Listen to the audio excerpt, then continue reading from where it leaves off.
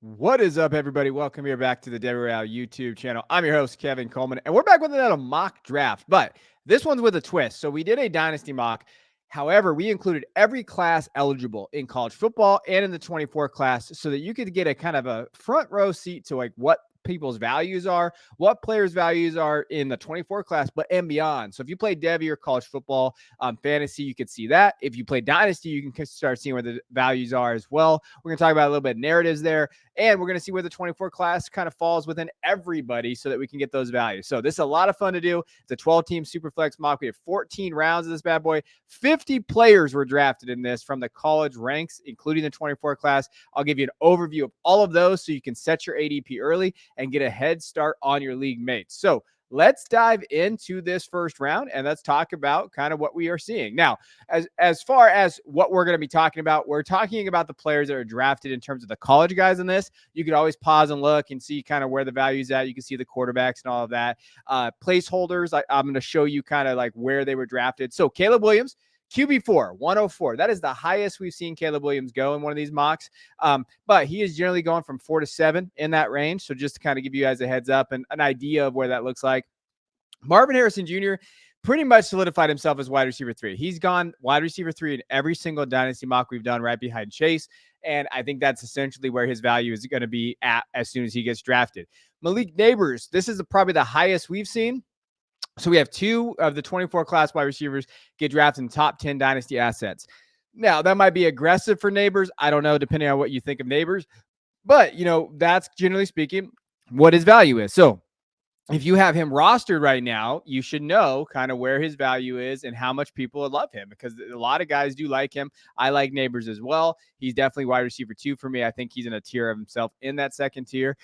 Now, the next picks going in this kind of range, we had Drake May go 210, QB 12. Then Jaden Daniels, QB 15. So we've seen him bump up in value recently. I think people are catching on about this. And I also want to say, of all 12 of these dudes in this draft were excellent analysts and just great Devy minds and college football minds. So I think they're a little ahead of the curve on the college football side of things. That's why you see Jaden Daniels kind of wrapping that up there in terms of the value, as you can tell. Then we have Luther Burden, 310, wide receiver 13. You have to like his value and what he brings to the table. He's the first wide receiver in the 25 class here. And if you don't know a ton about the 25 class, there's basically 3 wide receivers in that class that are kind of a tier above everybody else. We have Luther, we have Tet, and then we also have Evan Stewart, who we're going to get into. So Luther Burden, though, wide receiver 13 overall in Dynasty and in college. That's just why we do these mocks, to give you guys values of that. To round out the last guy, we got Brock Bowers. He's going to be quintessential tied into in this Dynasty format. Now, rounds 4 through 6, the next 3 rounds that we have here, we're going to see some guys get taken. But what I will say is we see a lot more veterans get taken in this. So actual Dynasty pieces. So those, there's different tiers of this too. Now, as far as this mock goes, we really went after like Emeka Ibuka. We don't know if he's going to declare or not yet. However, we just said everybody's declaring, what do you want? And we don't know where his value is going to be at, right? Because when we're looking at like other guys in the 26 and 27 classes, he's essentially wide receiver 23. I think that if he comes out, he's going to be fun. I think if he goes back, I think he's going to kind of keep this value. You have Troy Franklin sitting there. Roma Dunze, I think, is probably the biggest value as of right now in a lot of the mocks and Dynasty stuff that I've seen, just because of where he's going. Now, he went a little earlier than he did in our last mock, but wide receiver 27 still seems like a value. I think he could have a very big playoff. If he does that, I think he's going to shoot up a little bit. After that, we had Zachariah Brandt sitting at 609, wide receiver out of USC. So the 26 kind of consensus wide receiver one in that class. Very, very good wide receiver from USC. Kind of is going to be that guy next year for them. I think that he could have probably one of the bigger years for a wide receiver out of SC. Kind of depends on what that quarterback situation looks like, but that's where Zachariah Branch is going. But not a ton of guys drafted in that range. You have a lot of the veterans that you see there. You get Gronk, which is Bowers there. McBride, you're going to get, Pitts. You get those guys in there. Bryce Young, this is kind of where you take a shot at some quarterbacks, because there is definitely a big quarterback tier break in that range. Now, next round, 7 through 9. When we're looking at these rounds, this is where you're going to see a lot of these college players taken. So Evan Stewart, wide receiver 33, 2025 class. Xavier Worthy, who I still think is a value, 704, wide receiver 34. The last mock I saw Xavier Worthy go was to the Jacksonville Jaguars. I think that's an interesting spot for him. I think that if he finds his role and he comes out this year, I think he could be very talented. If he goes back, I still think that Texas is going to be one of the best teams in the country. So I like his value wherever you're going to get him. The other guy is JJ McCarthy. You know, what we see, though, what you're going to see in the 7th, 8th, 9th round, you're going to have 2 college guys get drafted. JJ is the first one, another college guy, and then Stafford. A lot of, like, if you don't get your second quarterback, you're definitely going to be kind of shooting for value and trying to find some of these guys and plug and play. So, you know, my ideal strategy, especially in one of these, is really solidify your quarterback room early so you're not grasping or reaching, because I don't know if JJ is going to even come out. He could go win a national title. They could lose to Alabama. There's so many different ranges of outcomes with JJ that it's a very concerning kind of where you're going to draft him. Obviously, if this is after the playoff game and you're watching this, we'll see what that value looks like. Next 3 guys that went was Tet McMillan, who, you know, really reminds me of Mike Evans. May not be as strong yet, but 6'5", good frame. I think he's your prototypical guy on the outside that has great hands. I think he's more fluid. Really, really strong wide receiver of the class. Travion Henderson at 708, running back 13. I think the one thing to also kind of look at when we're thinking of, like, you know, the running backs in general in Dynasty right now, he's the 13th running back taken at 708. Jeremiah Smith, who is a true freshman going to Ohio State, is the 38th wide receiver taken, and those guys were taken essentially 2 picks apart. That's how much the running back landscape has shifted. So when you think of, like, coming into a draft, think of where there is going to be some value later in your drafts at running back position. You might want to just build through that wide receiver still because they're just not getting taken, right? And if you can grab guys like Jeremiah Smith, these guys going to Ohio State that have that capital, that pedigree, the recruiting, then you might want to go that route. The next 3 guys taken in this side is Quinshon Judkins from Ole Miss. Really bounced back this year after a pretty poor start, but he jumped up. Jalen Milroe is a big one. You know, he went his QB 24. Many think he's coming back to Alabama. You know, if he has a huge playoff and they win a national championship, maybe he declares. But there's a big battle for that 25 quarterback 1 spot. I think Jalen should be right there. I think from a fantasy perspective, you have to love what he can do. He's got to definitely be improved as a passer. But from fantasy, you have to love what he's been able to do on the field this year. Isaiah Bond is a sleeper, I think, at the wide receiver position. Not a ton of guys are talking about Isaiah Bond, but he could be that Alabama wide receiver that you want to have on your roster. Next 3 guys is Keon Coleman, you know, wide receiver 43, Nick Singleton, running back 19, and then Trevor Etienne, running back 20. I think Etienne is a fun guy to highlight here, going to Georgia next season after the transfer. Could have a huge year in value bump of the 25 class. I will say this, the 25 running back class is a lot of fun. There's a lot of talent, a lot of depth because of people that returned. So Etienne definitely has a shot, I think, at being the top 3 guy of the class if he goes to Georgia and really produces there. And then finally, you know, last 3 guys here outside of, you know, when we're going into it, Trey Benson, 904, running back 22. Carnell Tate, Ohio State wide receivers, just draft them.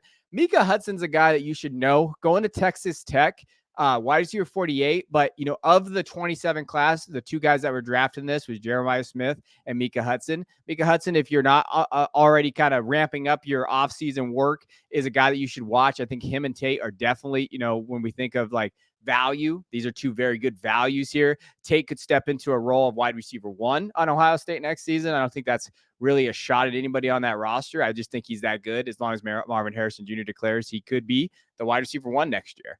And then finally, Bucky Irving, 912. You know, if you're going to take a shot on one of these running backs late, Bucky seems like one of those guys profile-wise. You take him late in the 9th, 10th, 11th, 12th round. I think I got him in the 12th round of a Dynasty mock that I did recently, with just the 24 class included. So he's definitely a value if you believe in that profile. Now, rounds 10 through 12, when we're looking at these rounds, what are we looking at? So we have Shedeur Sanders sneaking in here at 1009, QB 29. Again, going to be battling for that QB1 spot next year. Brian Thomas Jr., wide receiver 52. Xavier Leggett, wide receiver 54. I think some guys are going to like Xavier. Some are not going to like Xavier. I think that's just analytics versus film. I think that some of the metrics do hit, some of them don't. And that's going to be the interesting part with him. Then we have Jalen Wright. That's a player everybody kind of should be on the radar here. I think from a running back standpoint, as far as like a value, a sleeper of the 24 class, I think Jalen could be that guy. Carson Beck, a quarterback for Georgia. He's coming back to Georgia. Definitely going to shoot for that, you know, QB1 in the 25 class as well. When we think about what, you know, who's coming out, Eugene Wilson is Zachariah Branch light, right? So if you don't want to pay up for Zachariah Branch, getting Eugene Wilson, a guy that can create separation, make guys miss an open field, earn targets from the slot. Eugene Wilson could be that guy, and he looked pretty good for it this year. You have to like some of the production that he's seen from pretty porous quarterback play, not the greatest. But again, Zachariah Branch Light for the cheaper cost. Eugene Wilson is your guy. Then we have Barian Brown, who I think is an NFL pedigree guy. Production's been inconsistent at times at Kentucky. I don't think that's really his fault. I think it's more of the system. I think if he stays at Kentucky next year, I think Vandergrift being there is going to definitely rise his have his value kind of bump up a little bit. I think he's in that second tier of wide receivers in 25 class. But again, 25 class is a loaded at wide receiver, right? Darius Taylor, he's a running back from Minnesota, running back 33. Pretty aggressive here with him, but I do like his profile. And then Jonathan Brooks could have been running back 1 or 2 in this class, the 24 class, till he tore his ACL. So he's a guy to kind of watch, getting him here at a value, hoping that he bounces back from that injury. Drew Aller, do we trust Drew Aller? Didn't look great in the bowl game against Ole Miss, QB 31. A.D. Mitchell, probably a really good value at wide receiver 51. And then Dylan Edwards, a little too small for me to draft him at this spot. 1206 running back 35. But again, got to put some Colorado guys in here. And then last to round out this kind of 3 rounds here, Audric Estime, downhill, quick feet, gonna just score touchdowns in the NFL. Like, I like Audric. I've liked Audric 3 or 4 years ago. One of my first Devy videos I ever did was actually on him as a runner.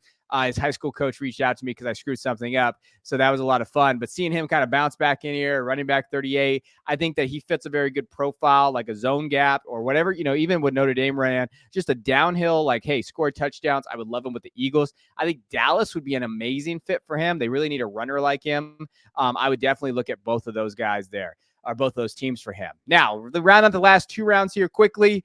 Arch Manning could be the next guy at Texas, QB 32. Matthew Golden, wide receiver 52. Good value there. Dickey came off that meniscus this last year. Hasn't produced a ton this year. Was a top 5 wide receiver in last year's class.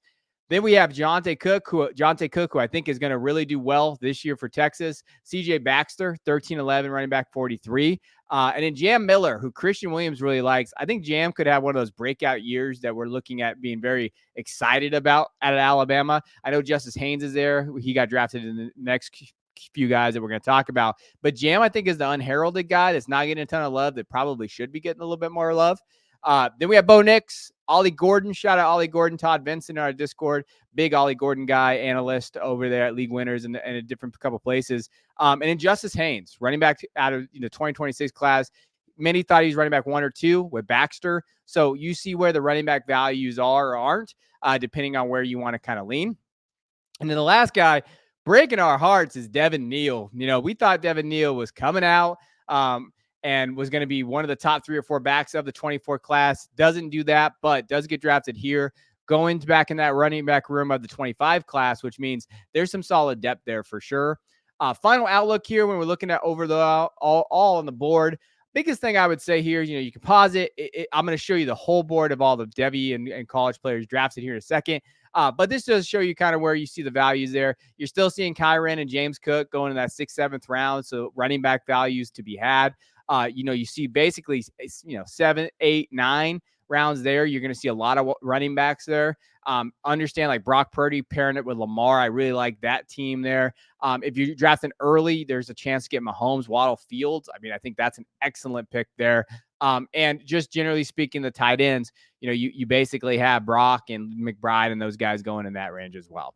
All right, now, here are all of the players that were drafted that are college assets, even in the 24 class. You'll see where they were drafted in terms of like 104 and in QB4s overall, as you see from Caleb Williams. This just, if you want to kind of get some ADP for Devy, the way to do that is just take out the guys that are declaring, like Caleb and those guys, and you can just kind of, sort it that way. Luther Burden, according to this, would be the 101 in Devy next year. I think that's interesting because there's no quarterbacks there. I wonder how much that would change depending on some of these guys going back. But you see a heavy wide receivers, right? And that's what you should look at, especially for the younger guys of where they're going. So I hope this helps. The whole point of this was to give you guys an overview of like a Dynasty / Devy mock. These are a lot of fun to do. There are a lot of work to do. We're going to try to do 1 or 2 of these every couple months. Drop your name in the chat or the description box below. Let us know if you want me, you can find me on here if you want to join one of these. They do take a little bit of work, but I think it's fun and gives you guys an idea of what you should be looking for in your draft. So appreciate you guys tuning in. Hit that like and subscribe button. I'll check you guys in the next video.